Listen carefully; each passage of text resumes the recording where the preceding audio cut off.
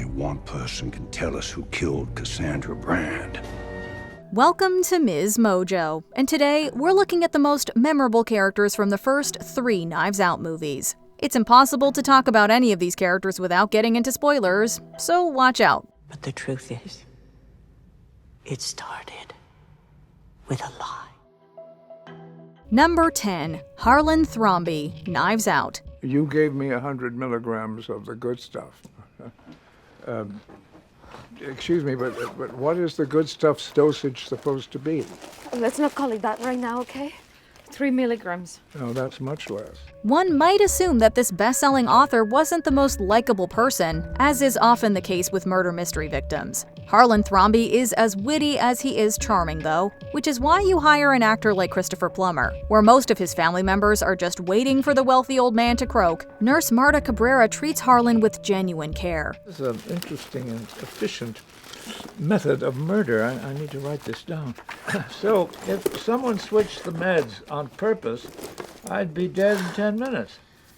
Like stone cold dead? Yes, your full symptoms in 5, sweats, disorientation, and then, yes, that big dose injected within 10, your brain and...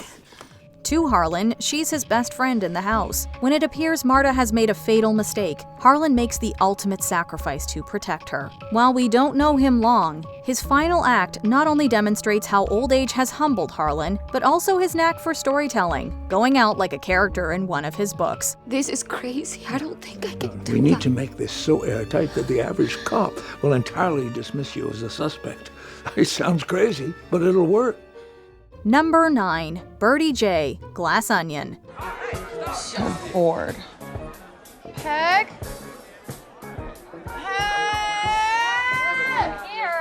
Here. The suspects in the Knives Out pictures are often ultra-rich and privileged, earning eye rolls from the audience.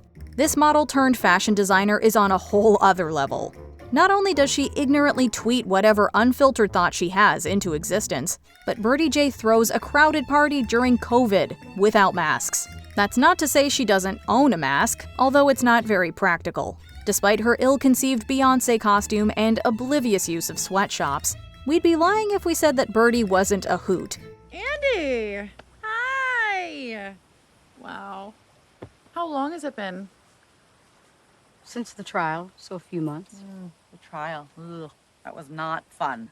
With Kate Hudson bringing her signature bubbly persona to the role, she's always the most fun person in the room. She's also naturally the most fashionable. She's not a killer, but she is dressed to kill. She famously wore what became known as the Wren Diamond, and that's a family heirloom, I believe. To be clear, I didn't know what a blood diamond was. Number 8. Monsignor Jefferson Wicks, Wake Up Dead Man. Bless me, Father, for I have sinned. It's been 6 weeks since my last confession. The head of a small congregation, Jefferson Wicks might not have the farthest reach, but he'll abuse what little power he does hold with a devilish grin. Where some men of God seek unity, Wicks goes out of his way to divide people. Wicks nonetheless gains a faithful flock, who would follow him to the gates of hell, excusing whatever sins he commits along the way. Yes, he will rise. Yes, tremble in fear, for he will rise again in glory and vengeance and power. Their loyalty isn't rewarded, making Wicks a target. Of all the victims in the Knives Out movies, Wicks is the one we empathize with the least. Josh Brolin understands the assignment, creating an antagonist we love to hate, while also bringing some twisted humor to the role. He's a false prophet, but charismatic leaders like Wicks do exist. On Easter Sunday, when the pews fill with townspeople, I will lay bare the sins of this flock, cut you loose, and shake the dust of this place off of my sandals. Number 7. Miles Bron, Glass Onion. Serenading me with my song? On the guitar Paul wrote it on. I know, legit, right? But look at your face, it was worth it. Oh, my friends, my friends. Oh. A glass onion doesn't sound appetizing, but Miles Bron feeds into our desire to eat the rich. If you put Steve Jobs, Mark Zuckerberg, and Elon Musk in a blender, you'd get Edward Norton's egotistical tech bro, who views himself as untouchable. Miles is also under the misconception that he's the smartest person on his estate, which Benoit Blanc quickly disproves. Yeah, why not? As Watson said to Holmes... It was Birdie who planted a remote device on a crossbow in revenge for you stealing her signature red diamond. Miles still crafts a scheme that even takes Blanc a minute to unravel. Despite this, it appears Miles won't pay for his crimes. Ironically, Miles is destroyed by the very thing that made him a billionaire: capitalism. It's what permitted him to rent the Mona Lisa. Once that priceless painting goes up in flames on his watch, so does Miles's wealth, freedom, and onion. Number 6. Reverend Jud Duplentesy, Wake Up Dead Man. You start fighting wolves, and before you know it, everyone you don't understand is a wolf.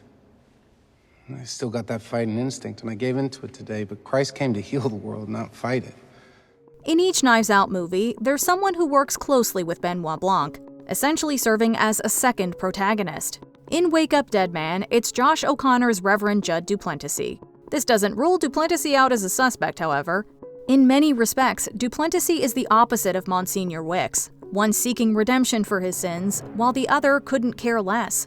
Both men have a fire inside them, though, which just might have caused Duplentesy to commit the deadliest of sins. Last night, that same sin rose in me, and in a moment of fear and rage,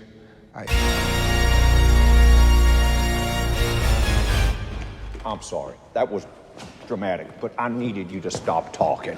While Duplentesy doubts even himself sometimes, he understands how religion should function in society, not to manipulate or benefit the elite, but to provide comfort during difficult times.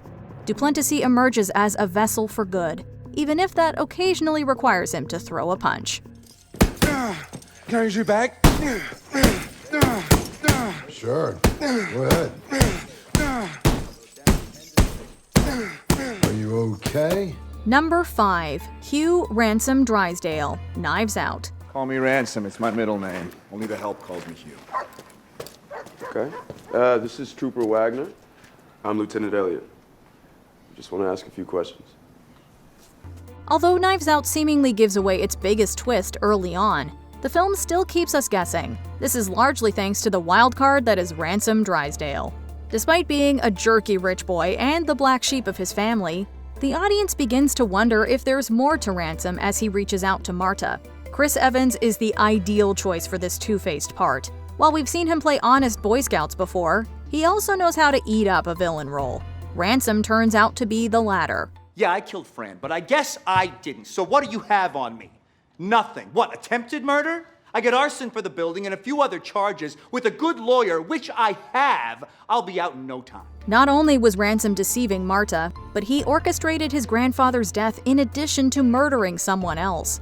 His kill count would have been 3 if he had grabbed a sharper knife.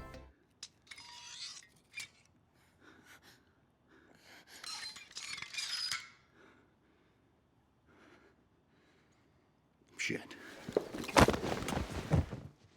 Number 4. Martha Delacroix, Wake Up Dead Man. Then he told me the fairy tale of how everything had gone according to plan. It was only then that I told him I'd been to the crypt. And I knew he was lying. In most Knives Out movies, we feel satisfied when the killer gets their comeuppance. As Martha makes her confession, though, we can't help but experience sorrow. This isn't to say that Martha was an angel, despite dedicating her life to the church. She made an ungodly decision during her youth, which has come back to haunt her and others years later. Martha's attempt to conceal the truth only leads to more blood, forcing her to reconcile with the sins she's committed. I could accept that he had strayed. But as he spoke, something became clear. This was something much bigger. He was embracing that terrible boy. During her final moments, Martha not only seeks forgiveness for what she's done, but also offers closure to those who've been harmed. Glenn Close is an absolute powerhouse as a devout woman who sees the light after spending years hiding in the darkness.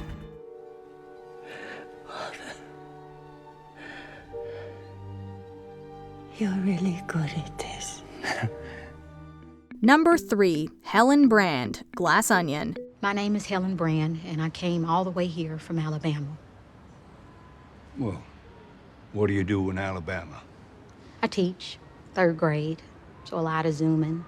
Janelle Monáe pulls double duties as Helen Brand and her identical twin sister, Andy. Of course, for the first half of Glass Onion, we're not even aware that Andy has a twin. In fact, the woman we've been led to believe is Andy was actually Helen, who has been impersonating her deceased sister to find her killer. No, he got his from me. All of it. My life was taken away from me by someone, by everyone in this room. My life. Do you even know what that means? Huh? Monáe's performance is especially impressive considering how different the sisters were. Where Andy sought fame and fortune beyond Alabama, Helen is happy living a modest life. She may not be rich, but Helen has a strong head on her shoulders and a moral compass that never wavers. She serves as a reminder of how easily the glass onion can crack if someone is righteous enough to smash it. No. The bar closed 9 years ago, and hers has one thing that yours just doesn't.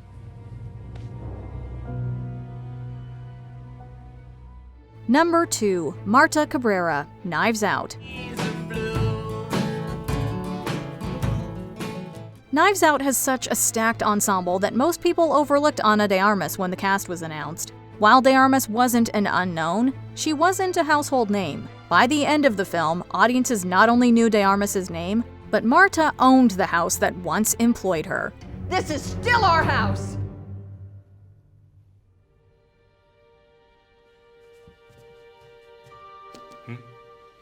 Oh, sorry. Likewise, the house at 2 Dearborn Drive and all belongings therein I leave to Marta Cabrera. In a way, Marta's character arc mirrored de Armas' ascension to fame. Marta is introduced as a meek figure whom nobody pays attention to. That is, until her name comes up during a will reading. Suddenly, all eyes are on Marta with a target on her back. Marta made de Armas a star, while de Armas made Marta an endearing heroine who we want to see come out on top, which she does. Miss Cabrera has decided, definitively, not to renounce the inheritance. What? What? Furthermore, it will be my professional recommendation to the local authorities that the manner of death in the case of Harlan Thrombey is ruled as suicide. And the case is closed. Blanc. What? Thank you all for coming. Goodbye. What's going on? Before we unveil our top pick, here are a few honorable mentions. Linda Drysdale, Knives Out. Cool and collected until you cut her out of the will. I want to know, what were you? What were you doing? Were you boinking my father? Boinking? Claire DeBella, Glass Onion. A hot mess, but still more sympathetic than most politicians. Subject to their approval. Hold on. Hey. Oh, shit. Sorry. Let me, Sign here. Can you grab the thing? Yeah. Oh my God, it's heavy. Have a good one. Thank you. Vera Draven, Wake Up Dead Man. A lawyer who places her faith in a devil in disguise. So I think that when my dad is looking down on me from heaven, I think he is very pleased with me. Whiskey, Glass Onion. She deserved better than Duke anyway. My dear, would you do me a favor? Would you come sit over here, just so I can take care of Mr. Cody? Yes, that's right. Mr. Bron, would you call your boat and have him come immediately? Oh my God. Peg, Glass Onion. Birdie's long-suffering comedic foil. Miss J, I am writing to inform you that the proposed Bangladesh factory is notoriously one of the world's biggest sweatshops. Please advise. And then you replied, sounds perfect, thanks. With your memoji dabbing.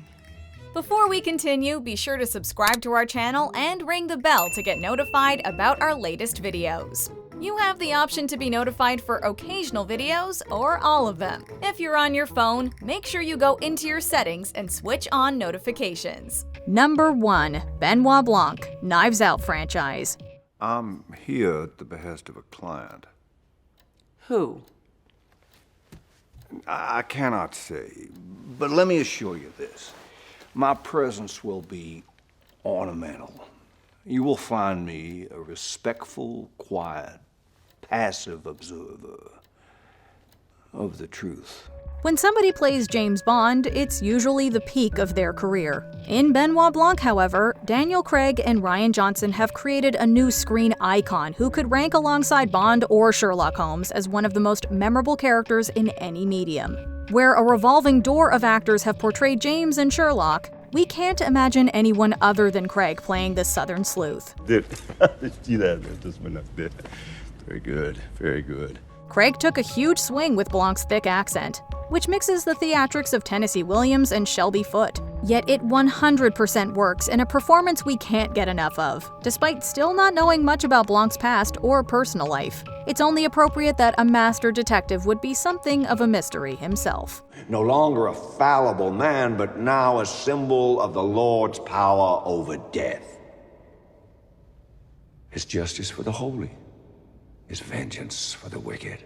Who's your favorite Knives Out character? Leave us a clue in the comments.